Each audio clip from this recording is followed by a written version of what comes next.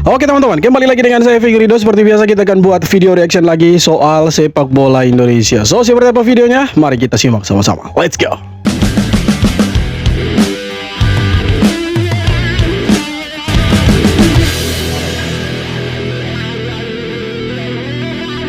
Lima nama siap dinetralisasi demi Piala Asia 2027. Oke. Staf khusus Menteri Hukum RI Nur Korompot membocorkan bahwa pelatih John Herdman kini telah mengantongi 5 nama pemain diaspora untuk diproses. Berdasarkan rumor yang beredar, mereka adalah Luke Vickery, penyerang sayap berusia 20 tahun dari klub Australia MacArthur SC. Lalu ada Dean Zendenbergen, striker 24 tahun yang merumput di Liga Belanda bersama VV Venlo. Oke. Di lini belakang ada bek tangguh Sunderland berusia 22 tahun Jensen Sil, serta Tristan Guyer, bek kanan 21 tahun milik PEC Zwolle. Terakhir ada Laurin Ulrich, gelandang serang 21 tahun dari klub Jerman VfB Stuttgart. Jika mega proyek ini benar terwujud, dipastikan akan terjadi rombakan besar di skuad Garuda, di mana sejumlah nama lama berpotensi dicoret dan digantikan oleh amunisi segar hasil naturalisasi baru ini. Oke, jadi kabarnya John Herdman sudah punya 5 nama yang siap untuk dinaturalisasi. Ya, nama-nama yang disebutkan tadi itu nama-nama yang selama ini memang diharapkan untuk segera dinaturalisasi oleh PSSI. Cuma sampai dengan saat ini belum ada kabar resmi bahwa mereka akan dinaturalisasi atau setidaknya prosesnya sedang berjalan. Tetapi kalau 5 nama ini benar-benar dinaturalisasi, maka akan ada nama-nama lama yang pastinya akan dicoret. Ya, kita hitung sajalah, ada Jordi Amat, ada Sein Patinama, Rafael Struijk, dan yang lain-lain yang jarang dapat menit bermain di timnas. Pastinya mereka akan dicoret dan ya bisa jadi tidak akan main lagi untuk timnas. Nah, kalau kita lihat dari 5 nama yang ada, memang 2 diantaranya adalah striker. Dan sejujurnya kita memang membutuhkan posisi striker karena selama ini kita hanya mengharapkan oleh Romeni sebagai ujung tombak. Kita masih punya nama lain seperti Miliano Jonathan, tapi Miliano Jonathan saat ini posisinya lagi cedera ACL dan mungkin tidak akan bermain sampai 6 bulan atau 9 bulan ke depan. Nah, dengan hadirnya 5 nama ini, maka kita akan punya pemain-pemain yang secara kualitas itu bagus. Luke Vickery di Liga Australia oke, kemudian Dean Zendenbergen di divisi kedua Liga Belanda juga lagi gacor-gacornya. Tristan Guyer itu pemainnya Ajax yang sekarang dipinjamkan ke PEC Zwolle. Kemudian ada backnya Sunderland. Saya pikir kalau ada nama-nama ini, maka posisi lini belakang kita akan semakin ketat dan gelandang kita juga akan semakin ketat persaingannya. Wah, keren kalau sampai ini terjadi, naturalisasinya 5 pemain ini benar-benar dilaksanakan dan terwujud. Pastinya persaingan di lini depan, lini belakang, kemudian di lini tengah akan semakin ketat. Ya, kita tunggu saja info resmi dari PSSI. Tapi kalau John Herdman sudah punya 5 nama yang dikantongi dan sudah dibocorkan oleh orang dalam dari staf Kementerian Hukum dan HAM, saya pikir ini ya lampu hijau sebenarnya. Kita tunggu saja teman-teman. Ya, 5 nama sudah dikantongi oleh John Herdman yang rencananya akan dinaturalisasi untuk persiapan Piala Asia 2027. Oh, ya, ngeri sumber ini. berita ini gue dapat dari seorang staf khusus Menteri Hukum yang sering berhubungan dengan proses naturalisasi pemain timnas Indonesia, yaitu Nur Korompot. Ini lu bisa baca sendiri. Ya, intinya ada 5 pemain, tapi nama-namanya siapa aja belum bisa di-spill. Gue sendiri belum tahu, tapi nama-nama yang udah banyak berkeliaran di medsos seperti Dean Zendenbergen, ada juga Jensen Sil, yang paling sering dibicarakan yaitu Luke Vickery. Oke, Luke Vickery, Jensen Sil, kemudian Dean Zendenbergen, 3 nama ini sebenarnya sering disebutkan dan diharapkan akan dinaturalisasi. Tapi kalau memang benar-benar ini terjadi, ya lini depan kita akan semakin bagus. Ditambah lagi ada Laurin Ulrich, itu akan menjadi ya tambahan kekuatan lah untuk posisi gelandangnya kita. Karena ya walaupun ada Marcelino, ada Tom Haye, ada Iliano dan lain-lain yang bisa ya boleh dikatakan sering bermain dan bisa dipakai di posisi penyerang, kemudian di gelandang tengah, itu dengan adanya pemain-pemain baru ini ya saya rasa ini akan menambah daya gedornya timnas Indonesia. Dan saya rasa John Herdman tidak main-main dengan Piala Asia. Dia persiapkan betul dan dia lihat betul bagaimana timnas Indonesia membutuhkan tambahan pemain baru. Kita lihatlah kiprahnya timnas Indonesia di Piala Asia, karena lawannya kita di Piala Asia ini cukup berat teman-teman. Bukan cukup, tapi sangat berat sebenarnya. Ada Thailand Raja ASEAN, ada Qatar Raja Nyawer. Juara bertahan maksudnya ya. Kemudian ada Jepang Raja Asia. Jadi ini lawan yang sangat-sangat berat. Tetapi apapun yang terjadi ke depannya, timnas Indonesia tidak boleh takut sedikit pun. Harus hajar, sikat mereka. Apalagi kalau kita kedatangan pemain-pemain seperti Luke Vickery, kemudian Jenson Seal di pemain belakang. Keren lah kita punya pemain-pemain. Timnasnya kita nanti akan semakin oke lah. Yakin saya. Pengamat sepak bola nasional, Supriyono Prima, menilai timnas Indonesia tak perlu gengsi untuk bermain defensif saat menghadapi raksasa Asia, tim nasional sepak bola Jepang, di ajang Piala Asia 2027. Menurutnya, strategi parkir bus justru bisa menjadi pilihan paling realistis bagi skuad Garuda, mengingat kekuatan Jepang yang berada jauh di atas. Tim asuhan Hajime Moriyasu itu dikenal memiliki performa luar biasa, bahkan mampu menumbangkan tim-tim kuat dari Eropa dan Amerika Latin. Tim langganan Piala Dunia saja bisa dibuat tak berdaya oleh Jepang, apalagi Indonesia, ujar Supriyono.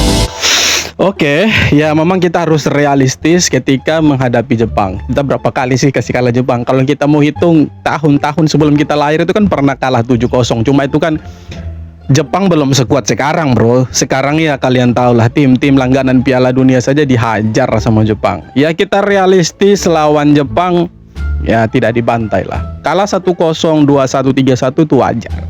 Ya, kita jangan terlalu berharap bisa tahan imbang atau menang lah. Ya tidak dibantai saja seperti kata Bung Harpa itu sudah oke lah. Dan saya setuju sekali, tidak dibantai itu sudah bersyukur. Kita tahulah mereka punya power seperti apa. Ini terlalu super power lah mereka untuk Asia. Dan terakhir kan kita dihajar itu 7-0. Nah kita ketemu lagi di Piala Asia, kita tidak dibantai saja, itu sudah sangat bersyukur ya. Jadi untuk ya Qatar dan juga Thailand, saya pikir kita masih punya harapan untuk imbang atau menang lah. Tapi untuk lawan Jepang ya kita sisakan ruang ikhlas lah untuk menerima bahwa kita pasti akan kalah. Kita pasti akan kalah melihat dari sisi kekuatan, teman-teman. Kita harus realistis, tidak dibantai saja. Itu sudah luar biasa. Atau kalian punya tanggapan lain dan pendapat lain, bolehlah tulis di kolom komentar. Biar ramaikan ya, supaya video ini kemana-mana gitu. Ternyata timnas Indonesia sering diajak tandang, tapi malah ditolak PSSI.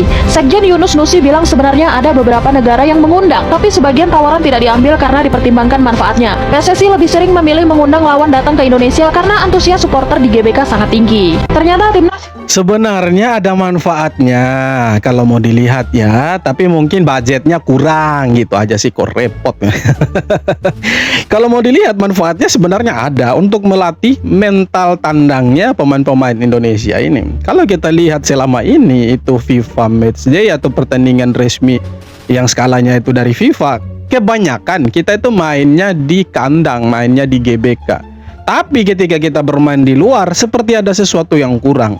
Nah menurut saya kalau kita banyak bermain di luar, maka mental bertanding di negara orang itu justru lebih bagus sebenarnya. Melatih bagaimana supaya mental dari pemain-pemain Indonesia ini bagus. Kita tidak mau menampik bahwa pemain-pemain timnas Indonesia yang sekarang benar mereka kebanyakannya main di luar, mainnya di Eropa. Tapi ini kan timnas, satu kekuatan yang berbeda dari tim sepak bola klubnya mereka profesional. Ini kan kekuatannya lagi berbeda. Jadi menurut saya kalau bermain di luar seharusnya lebih bagus sih daripada main di kandang. Bukan berarti main di kandang tidak bagus ya. Bagus karena animo masyarakat luar biasa, pasti dukungan ada. Tapi kan bagaimana kemudian bermain di luar tanpa dukungan dari supporter ini? Bagaimana kemudian bermain tanpa ada dukungan, kemudian bermain di negara orang dengan cuaca yang berbeda? Harusnya kan itu yang dilatih. Tapi ya PSSI punya pendapat lain ya. Kita mau bantah bagaimanapun susah. Susah malah senang Indonesia diremehkan di grup neraka Piala Asia 2027. Kenapa? Karena status underdog bikin timnas Indonesia bisa bermain tanpa tekanan saat menghadapi Jepang, Qatar, dan Thailand. Hetman percaya skuad Garuda justru lebih berbahaya ketika tak dianggap dan punya peluang memberi kejutan besar di Piala Asia 2027. Makanya saya bilang di beberapa video sebelumnya, Indonesia itu kalau dianggap remeh justru mainnya luar biasa. Mainnya itu ngotot, solid, tidak mau kalah. Mainnya itu ketika kehilangan bola langsung cepat kembali untuk rebut bola. Tapi coba tidak dianggap remeh. Mainnya ongkang-ongkang, mainnya lemas gitu kan. Tapi ketika dianggap remeh, Indonesia mainnya gacor. Ya, itu berulang-ulang kali lah seperti itu teman-teman. Nah, memang posisi Indonesia untuk grup F Piala Asia itu boleh dikatakan tim underdog dan bahkan tidak dianggap. Ya, orang bilang ini negara anomali dengan pemain-pemain yang luar biasa. Mengingat Thailand dan Qatar sama Jepang itu di rank FIFA mereka di atasnya Indonesia, masuk 100 besar dan secara kekuatan juga tidak bisa diragukan. Nah, datanglah Indonesia satu grup dengan mereka. Oke, secara kalau kita lihat pemain-pemainnya bagus, main di Eropa, ya kan. Kemudian ya kalau boleh dibilang grade A lah. Tapi peringkat FIFA kita ya entah berentah 122 gitu. Tapi ya kalau dianggap remeh biarkan saja. Betul, John Herman senang kalau dianggap remeh karena apa? Main tanpa beban. Jadi bisa sikat sepuas-puasnya main, ancur-ancuran gitu kan. Bukan ancur-ancuran dalam artian konotasinya yang negatif, tapi main fight ya layaknya laki-laki di lapangan bola gitu. Jadi ya bagus juga kalau dianggap remeh. Benar, supaya mainnya lebih ngotot gitu untuk membuktikan bahwa kau anggap remeh saya akan buktikan bahwa bisa kalahkan kau. Itu sebenarnya. Tapi ya keren lah kalau dianggap remeh itu bukan berarti ya langsung kalah gitu kan. Peluang timnas Indonesia terbuka. Begini skenario Garuda lolos di Piala Asia 2027. Ini dia hitung-hitungan peluang timnas Indonesia di Piala Asia 2027 setelah hasil drawing menempatkan skuad Garuda di grup F bersama Jepang, Qatar, dan Thailand. Dari ketiga lawan tersebut, Thailand dan Qatar dianggap menjadi target realistis bagi Indonesia untuk meraih poin penting.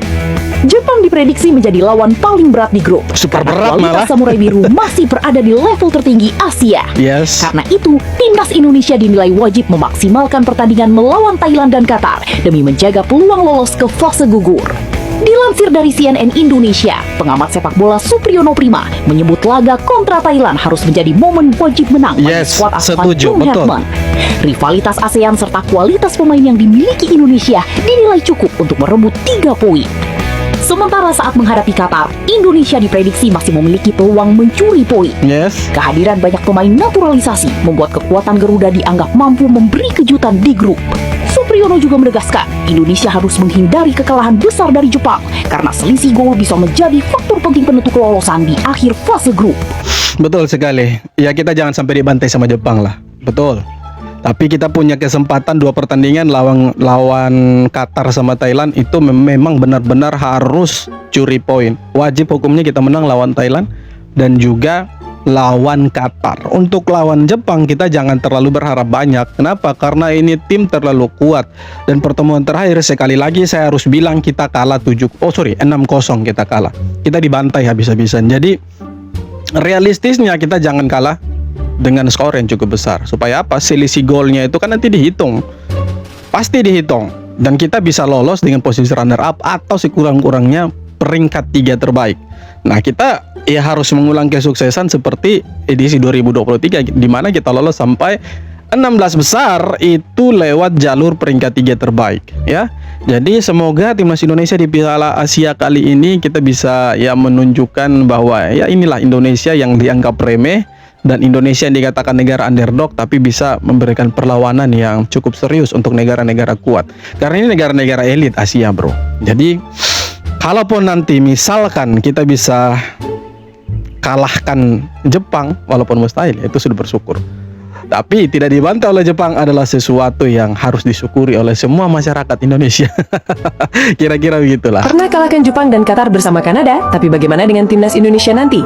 Di Piala Asia 2027 nanti, skuad Garuda terjebak dalam grup neraka di grup F bersama raksasa Jepang, Qatar, dan Thailand. Namun Indonesia punya senjata rahasia pada sosok John Herman yang punya memori indah melawan tim-tim ini. Pada 2022, ia sukses membawa Kanada melibas Qatar 2-0 dan menumbangkan Jepang 2-1. Pengalaman ini sangat penting penting sebagai modal kepercayaan diri pemain bahwa lawan seberat apapun bisa dikalahkan dengan strategi yang tepat. Meski begitu, tantangan kali ini jelas berbeda karena Jepang akan tampil dengan kekuatan penuh dalam tensi kompetisi resmi, bukan lagi sekedar uji coba biasa. Lalu belum lagi drama guling-guling FC dan trik klasik Qatar yang sering memancing emosi serta diuntungkan keputusan wasit. Menghadapi situasi panas ini, Hartman ingin Indonesia tetap tenang, menikmati status underdog dan fokus penuh mencuri poin di setiap laga demi menjaga asa lolos ke babak selanjutnya. Oke, kita punya pelatih yang pernah mengalahkan Jepang dan Qatar. Nah betul, itu salah satu modal untuk mengangkat moral, mengangkat semangat pemain-pemain ini untuk bisa menghajar siapapun lah lawannya gitu. Hartman pernah punya pengalaman manis, dan Hartman kalau kita lihat pelatih ini punya aura yang sangat-sangat ya karismatik dan positif lah di timnas Indonesia. Kita lihatlah waktu FIFA Series, kemudian uji coba beberapa kali lah dia tangani timnas Indonesia. Itu semangat sekali dia di pinggir lapangan. Terakhir kita lihat waktu lawan Saint Kitts and Nevis dan juga lawan Bulgaria. Ya, kita lihatlah bagaimana John Hartman mengarahkan pemain dari pinggir lapangan dengan sangat berapi-api. Ya, dengan semangat itu saya pikir ditambah pengalaman yang luar biasa pernah mengalahkan Jepang dan Qatar, ya itu bisa menambah semangat lah untuk pemain-pemain Indonesia bisa fight di lapangan. Walaupun waktu itu ya Jepang dan Qatar itu kalah waktu John Hartman masih pegang Kanada waktu itu ya. Dengan pemain yang berbeda, saya pikir tidak mengurangi lah strategi dan juga taktiknya John Hartman. Oke teman-teman, jadi kita nantikan saja bagaimana nanti timnas Indonesia di Piala Asia. Kita tetap dukung, ya harus optimis kita bisa lolos 16 besar dan bisa bicara banyak lah di Piala Asia nanti ya. Walaupun berat, ada di grup neraka kata orang-orang, tapi ya seberat apapun kita harus tetap fight ya, harus hajar, harus ya apapun lah di depannya kita harus sikat lah, hajar habis-habisan. Oke, jadi itu dia beberapa video tanggapan komentar dari netizen soal sepak bola Indonesia. So seperti apa tanggapan kalian? Silahkan tulis kolom komentar. Terima kasih banyak sudah nonton. Kita jumpa lagi di video-video berikutnya.